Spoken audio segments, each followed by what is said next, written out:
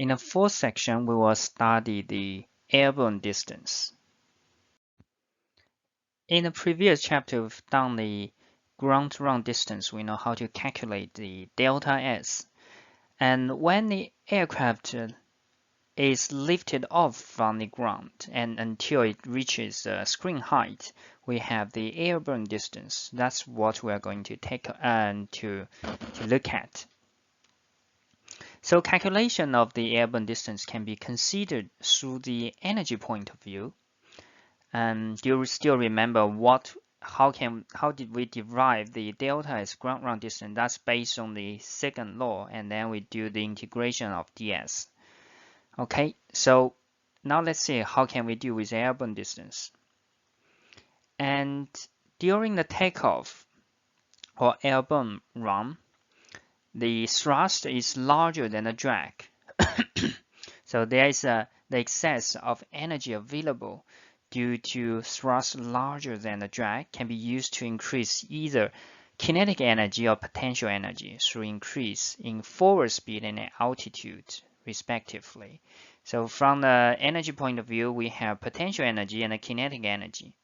And at the we have the energy increase or energy change at the screen height and at the moment of liftoff.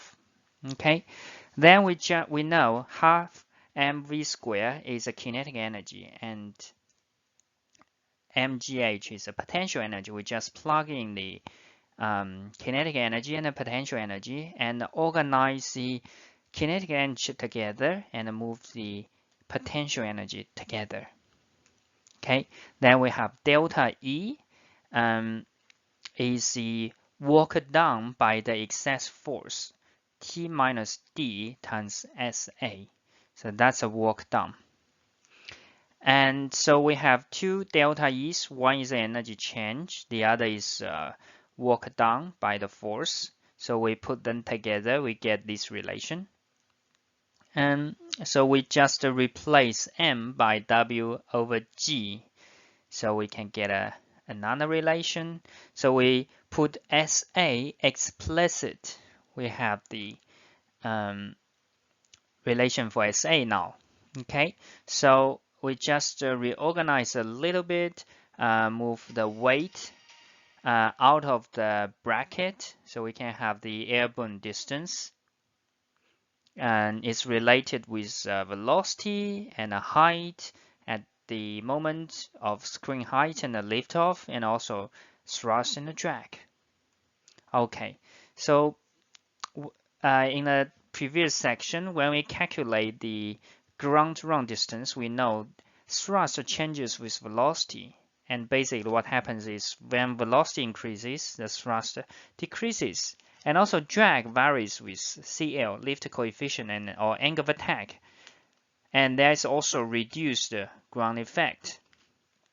So average T and D can be used in the calculation of SA. So how do we average? We just do the average value between the liftoff moment and the screen height moment. According to the relation of SA or the equation for SA, and it seems quite straightforward. Now let's see an example. So consider a commercial twin turbofan transport aircraft with the following particulars. So we can see there are two moments. The second column, V liftoff, that's the liftoff moment, and V2, that's at the screen height. And we can see the thrust per engine decreased, right? And also the CDP, CDI, and also CD, CL changes. And in this case, the CD is just a summation of CDP and the CDI. And also you can see the KGE is increased, which means at the screen height, the ground effect is reduced, right? And the height also increased. And we can see at V2, the screen height is 10.7 meters, that's 35 feet. And the CL also increased because we need a larger lift at the screen height. And the density at the runway is 1.226 kilogram per meter cube. The question is, estimate the required takeoff distance to screen height following rotation. Then that's after liftoff. Okay, in order to calculate the total takeoff distance, we already know the ground run distance. Now the target is to calculate this SA airborne distance. And we know the thrust and drag changes during the airborne run. So let's say how we get the value we can use. And as mentioned in the previous slide, we want to get the average value to estimate SA. So the drag at liftoff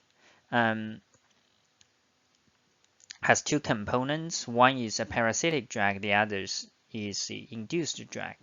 And we need to use the velocity at the takeoff place or takeoff point, and then we get a liftoff drag 62.911 kilonewton, and the same for the drag at the screen height.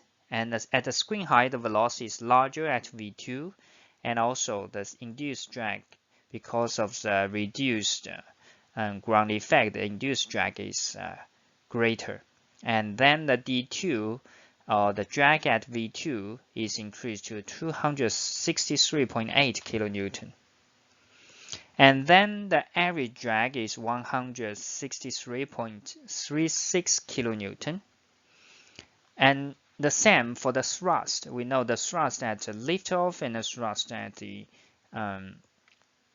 screen height are different. At the screen height, the thrust is smaller, so the average thrust is 410.17 kilonewton. Why we multiply by 2? Because we have two engines.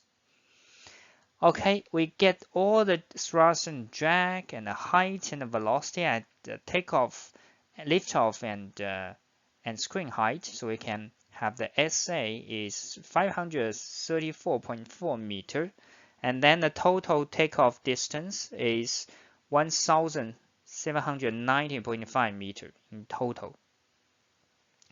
And we can see we use the average value, average T and D as estimation. We can also use similar numerical method used before to consider the variation in lift and drag and thrust during the airborne phase. But we need to know how it changes the relation between velocity and the lift and drag or thrust.